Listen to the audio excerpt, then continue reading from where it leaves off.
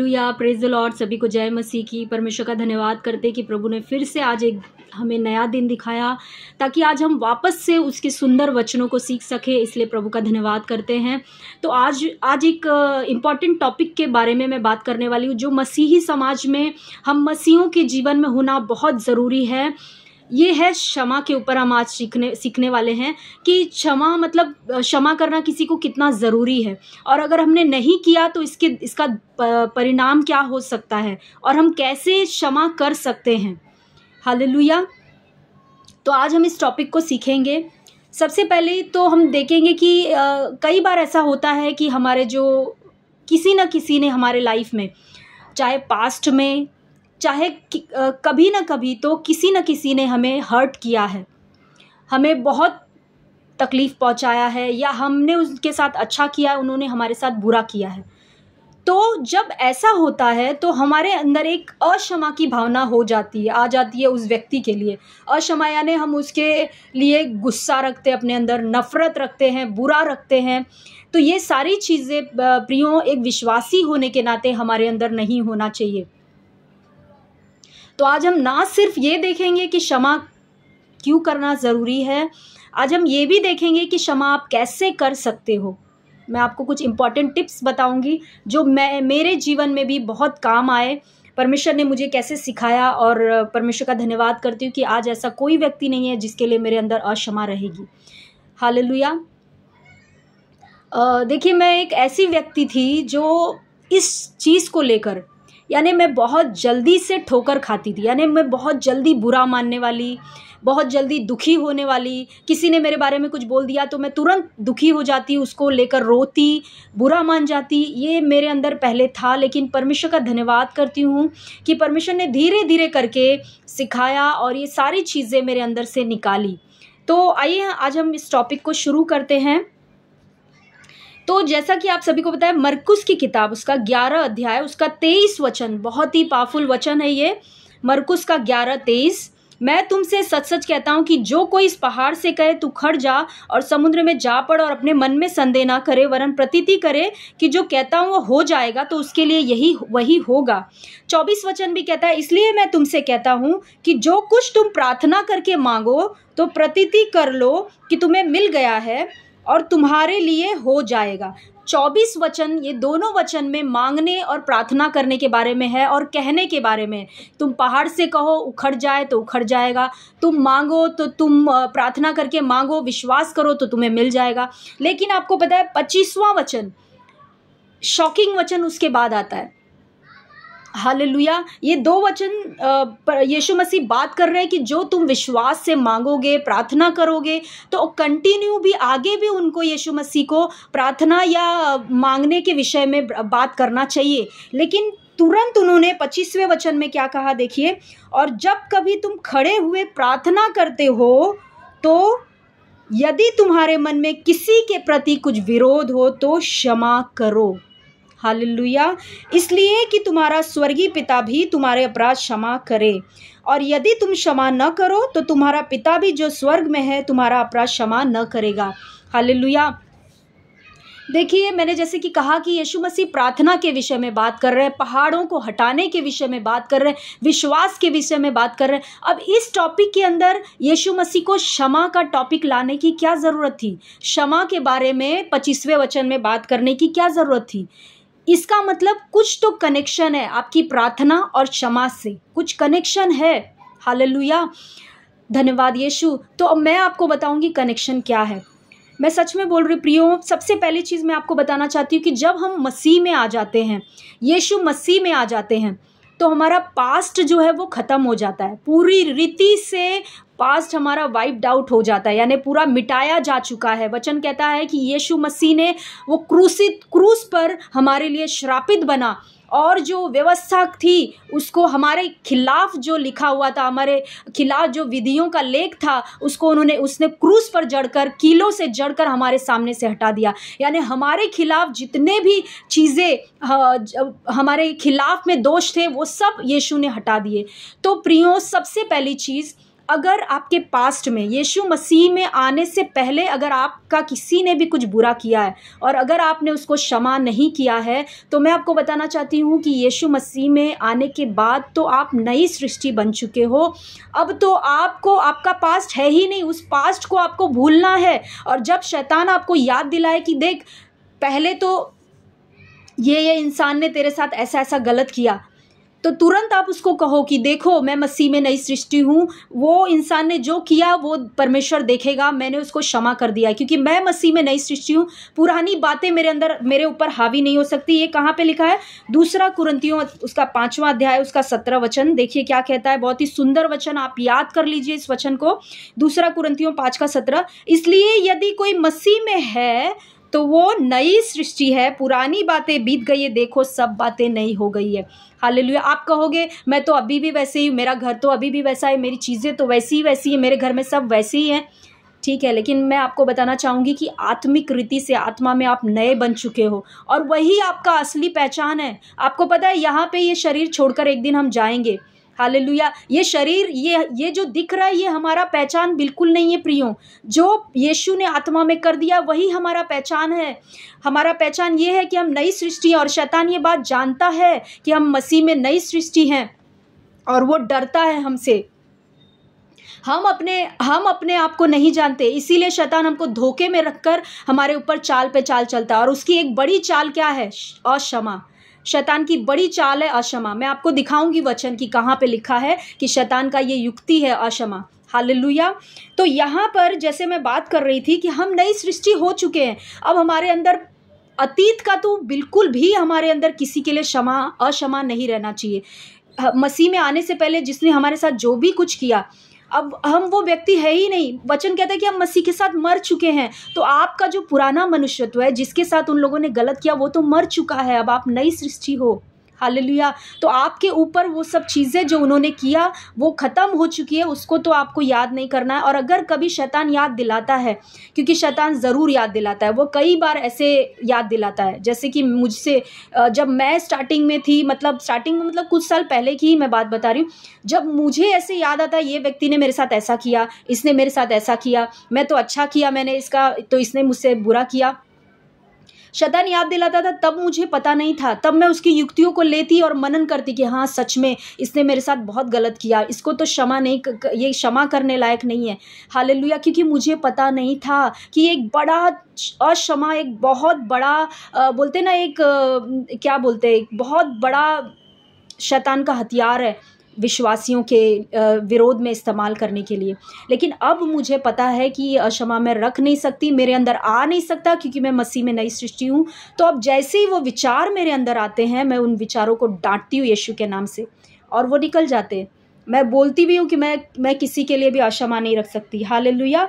तो जैसा यहाँ पे जैसे मैंने बताया कि जब यीशु मसीह प्रार्थना के विषय में, मांगने के विषय में बात कर रहे हैं, तो अचानक से 25 वचन में उस क्षमा के विषय में बात करने क्यों लगे? उसका कारण है प्रियो कि कई बार जब हम प्रार्थना करते हैं, मांगते हैं परमेश्वर से, तो उसका एक बड़ा मेजर कारण हो सकता है जिसकी वजह से हमारी प्रार्थना का उत्तर नहीं आ रहा है, वो अक्षमा हो सकता है। हालेलुया। इसीलिए यीशु ने कहा कि और जब कभी तुम खड़े हुए प्रार्थना करो, तो यदि तुम्हारे मन में किसी के लिए भी कुछ विरोध हो तो उसे क्या करो? क्षमा कर दो। हालेलुया। Thank you Jesus. उसे क्षमा कर दो। आगे का वचन कहता है कि इसलिए कि अगर तुम क्षमा नहीं करोगे तो तुम्हारा स्वर्गीय पिता भी क्षमा नहीं करेगा। तो ये बात यीशु मसीह के मरने से पहले है। लेकिन आज जब हम यीशु मसीह में नई सृष्टि बन चुके हैं, तो हमें लोगों को इसलिए क्षमा करना है क्योंककि हमें पिता ने ऑलरेडी क्षमा कर दिया है। हमारे भी बहुत सारे गुनाह थे, बहुत सारे अपराध थे। आपको मालूम है सभी के सब लोगों के जीवन में गुप्त पाप, अलग अलग तरह के पाप थे, लेकिन यीशु ने कैसे उसको क्षमा कर दिया। यीशु ने कितने प्रेम से हमारे पापों को मिटा डाला। हालेलुया। इतना बड़ा बलिदान देकर। तो अगर यीशु ने हमारे पापों को क्षमा कर दिया, हम जो इतने पिता के विरोध में, परमेश्वर के विरोध में हमने इतने गलत काम किए लेकिन क्षमा किए गए, तो प्रियो हमें भी लोगों को क्षमा करना बहुत ज़रूरी है। हालेलुया। Thank you Jesus. आइए अब एक और वचन देखते हैं जहाँ पे पौलुस कुछ बोलता है अक्षमा के विषय में, जो मैं चाहूँगी आप ये सारे वचन को नोट डाउन करो और वेरी इंपॉर्टेंट है ये। तो ये पौलुस दूसरा कुरिन्थियों उसका 10वां वचन में कुछ कहता है, वेरी इंपॉर्टेंट वर्ड, जिसका तुम कुछ क्षमा करते हो उसे मैं भी क्षमा करता हूँ, क्योंकि मैंने भी जो कुछ क्षमा किया है, यदि किया हो तो तुम्हारे कारण मसीह की जगह में होकर क्षमा किया है, कि शैतान का हम पर दाव न चले, क्योंकि हम उसकी युक्तियों से अनजान नहीं। हालेलुया। यानी शैतान की एक युक्ति है अक्षमा। इसीलिए पौलुस कहता है कि तुमने क्षमा कर दिया तो मैंने भी क्षमा कर दिया, मसीह में होकर, मसीह की जगह खड़े होकर।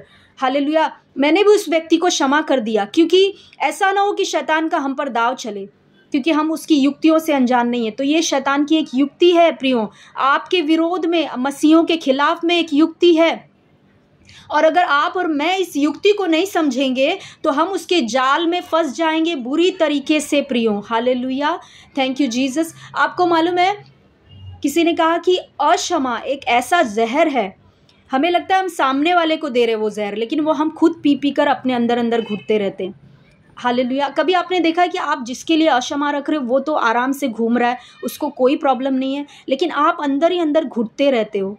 Hallelujah, thank you Jesus. तो इसीलिए प्रियो, अक्षमा को अपने जीवन से निकालना बहुत ज़रूरी है, वेरी इंपॉर्टेंट। हालेलुया। ये आपको अपने दिमाग में बिठा लेना। और सबसे इम्पॉर्टेंट बात कि आप और मैं मसीह में नई सृष्टि बन चुके हैं, हमें हमारे अंदर अक्षमा रहनी ही नहीं चाहिए, क्योंकि लिखा है वचन में कि जैसा वो पवित्र है वैसा हम पवित्र बने। यानी पवित्र बनने का मतलब ये नहीं है कि हम एक भी पाप हमसे नहीं होगा, नहीं, लेकिन हमें अपने पिता के समान चलना है। जैसा वो बात करता है वैसे हमें बात करना है, जैसे वो सोचता है वैसे हमें सोचना है। तो अगर उसने क्षमा कर दिया है सबको, उसने हमको क्षमा कर दिया, तो हमें भी क्या करना है, दूसरों को क्षमा करना है।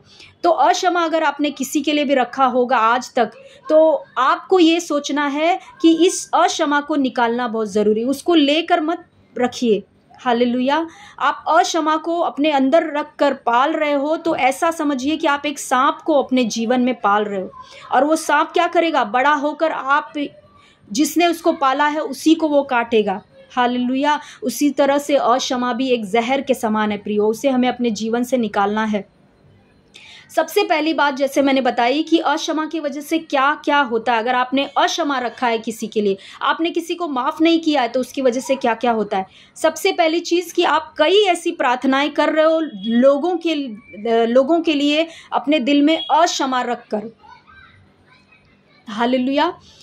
आप अविश्वासियों के लिए भी अक्षमा नहीं रख सकते, उनको भी आपको माफ़ करना है। और मसीहों के लिए तो खासकर आप अक्षमा दिल में नहीं रख सकते, कोई भी मसीह हो, क्योंकि वो आपका भाई या बहन है, आत्मा में वो आपका भाई बहन है। हालेलुया। हो सकता है शरीर में आपका कोई रिश्ता नहीं होगा, लेकिन आत्मा में वो आपका भाई बहन है। तो अपने ही भाई बहन से बैर करना, वचन में लिखा है, यूहन्ना कहता है कि जो अपने भाई से बैर करता है वो हत्या करने के बराबर है। हालेलुया। तो आपको अक्षमा नहीं रखना है।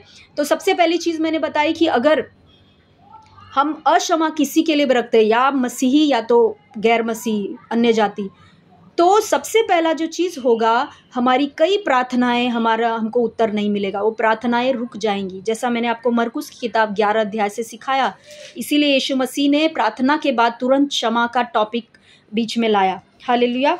तो आपको अगर अक्षमा है किसी के लिए, और आप कई समय से किसी चीज़ के लिए प्रार्थना कर रहे हो और आपको नहीं मिल रहा है, तो आप पवित्र आत्मा से बात करो। पवित्र आत्मा आपको दिखाएंगे कि इस व्यक्ति के लिए आपके अंदर अक्षमा है, आप क्षमा करो उसे, और आप देखोगे कि आपका उस प्रार्थना का उत्तर आपको मिलेगा। Hallelujah, thank you Jesus.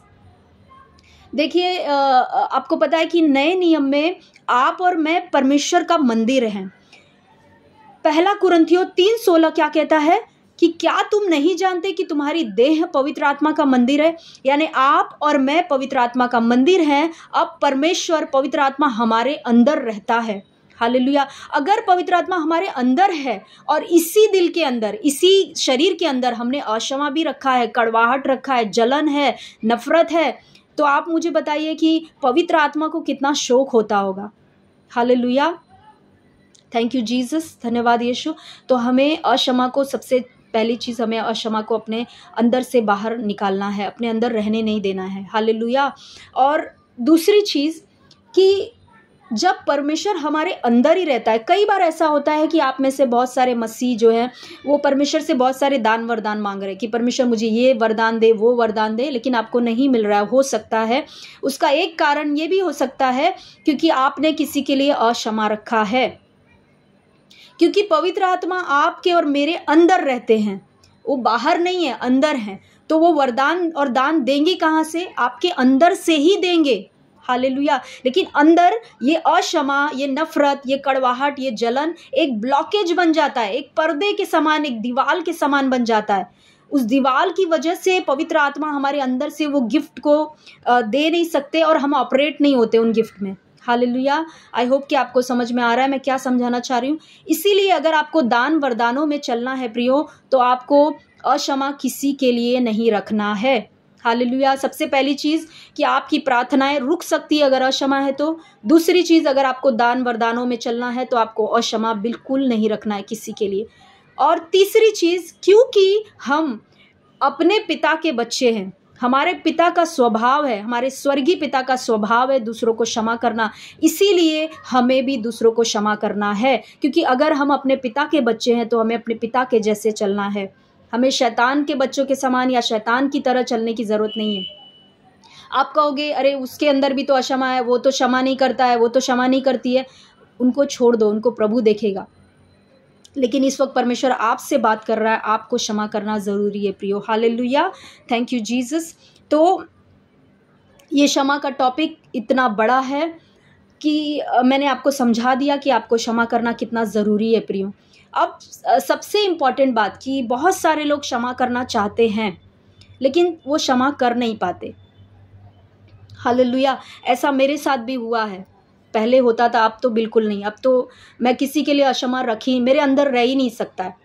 तो एक समय ऐसा आएगा धीरे धीरे मसीह में चलते चलते कि हम ऐसा, हमारा हृदय बन जाएगा कि हमें ऐसा किसी के लिए अक्षमा रहेगा ही नहीं रहेगा। हालेलुया। तो लेकिन अभी जब हम अक्षमा हमारे अंदर है, हम किसी को क्षमा करना चाह रहे हैं और हमसे नहीं हो रहा है, तो क्या करें?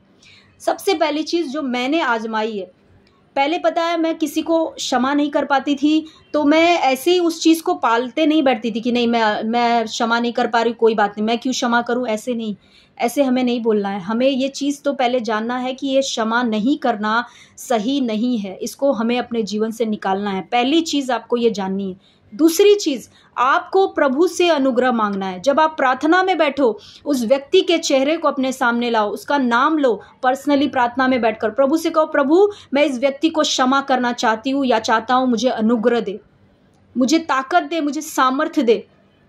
आपको मालूम है मैं पहले रोती थी, मैं पहले रो रो कर प्रभु को बोलती थी, प्रभु मुझे क्षमा करना है, मुझे नहीं अच्छा लगता है, मुझे नहीं पसंद है कि मैं किसी के लिए अक्षमा रखूं, लेकिन मुझसे हो नहीं रहा है, मुझे अनुग्रह दे, मुझे ताकत दे प्रभु। मैं रो रो कर प्रभु से बोलती थी।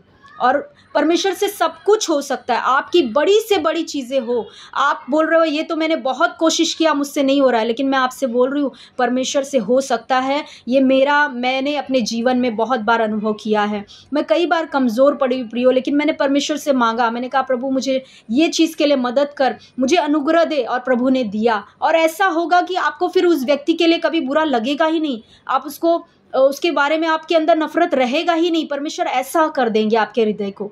तो दूसरी चीज़, आपको प्रभु से अनुग्रह मांगना है कि प्रभु मुझे अनुग्रह दे इस व्यक्ति को क्षमा करने के लिए पूरे हृदय से। वचन में यीशु मसीह एक जगह ये भी कहते हैं कि अगर तुम अपने भाई को मन से क्षमा न करो, हालेलुया, यानी हमें अंदर से क्षमा करना बहुत ज़रूरी है। कई बार हम बोलते हैं कि हाँ मैंने क्षमा कर दिया, हाँ मैंने इस व्यक्ति को क्षमा कर दिया, लेकिन जब वो व्यक्ति सामने आता है तो हम गुस्सा करते हैं उसके ऊपर, हमें अभी भी उसके लिए नफरत है अंदर, तो वो आपने सही रीति से क्षमा नहीं किया है प्रियो। हालेलुया। Thank you Jesus. आपको अंदर से क्षमा करना बहुत ज़रूरी है, और वो सिर्फ और सिर्फ प्रभु की मदद से हम कर सकते हैं। तो आपको प्रार्थना में बैठकर अनुग्रह मांगना है कि पिता मुझे अनुग्रह दे, मैं इस व्यक्ति को क्षमा करना चाहता हूँ। तीसरी चीज़, आपको उस व्यक्ति का नाम ले लेकर उसे आशीष करना है।